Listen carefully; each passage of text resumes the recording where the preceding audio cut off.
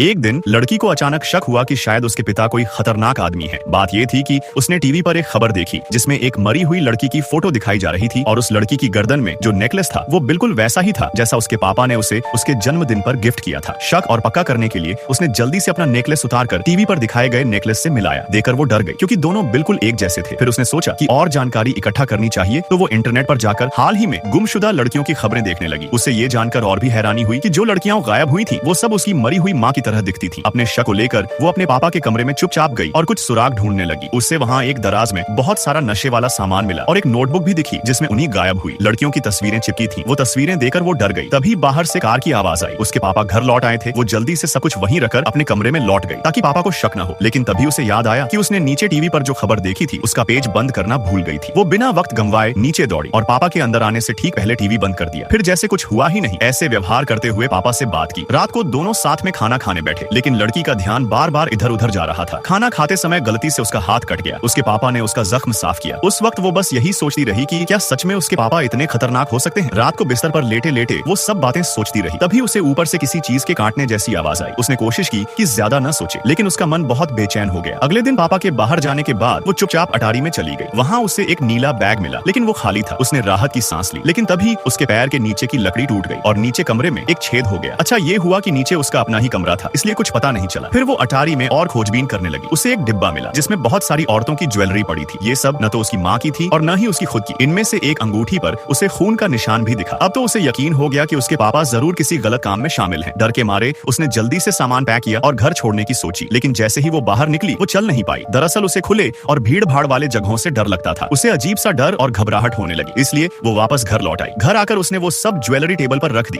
और तय किया कि अब वो अपने पापा से सीधा सवाल करेगी। जब उसके पापा घर लौटे तो उसने उनसे पूछा कि ये ज्वेलरी कहाँ से आई। पापा ने कहा कि ये सब उसकी माँ की थी। फिर उसने खून लगी अंगूठी दिखाई तो पापा ने कहा कि वो खून नहीं पेंट है। फिर उसने वही नेकलेस दिखाया जो पापा ने उसे दिया था और बताया कि टीवी पर मरी लड़की ने भी वैसा ही पहना हुआ था। ये सुनकर उसके पापा थोड़े गुस्सा हो गए। लड़की डर गई और ऊपर अपने कमरे की ओर भागी। दरवाजे को बंद कर दिया और उसके आगे टेबल लगाकर रोक लगा दी। पापा ने उसे बाहर निकलने को कहा, लेकिन वो नहीं मानी। उसने पुलिस को फोन किया, लेकिन तब उसके पापा ने एक बड़ा ड्रिल मशीन निकाला और दरवाजा तोड़ने लगे। दरवाजा तोड़कर वो अंदर घुस आए और लड़की को बिस्तर पर पकड़ लिया। लड़की ने सोचा कि अब भी कुछ करना ठीक नहीं, तो उसने चुपचाप रहकर सब शांत करने की कोशिश की। थोड़ी ही देर में पुलिस भी आ गई, लेकिन पापा ने कहा कि लड़की मानसिक दवाएं लेती है और गलती से पुलिस को कॉल कर दिया होगा। पुलिस बिना ज्यादा पूछताछ किए लौट गई। इसके बाद लड़की ने सोचा कि अब इंटरनेट पर किसी से मदद मांगे। उसने कंप्यूटर खोला, लेकिन रात के वक्त कोई ऑनलाइन नहीं था। आखिर में उसने सोचा कि खुद को बचाने के लिए कुछ करना होगा। वो नीचे गई, चुपचाप एक चाकू उठाया और ऐसे ही दिखाया जैसे पानी पीने जा रही हो, लेकिन तभी उसके पैर में एक ईल चुभ गई और उसी वक्त उसके पापा सीढ़ियों से नीचे उतरने लगे। अब जो होने वाला था लड़की को नहीं पता था, लेकिन वो बहुत डरी हुई थी और किसी तरह खुद को बचाने की कोशिश कर रही थी।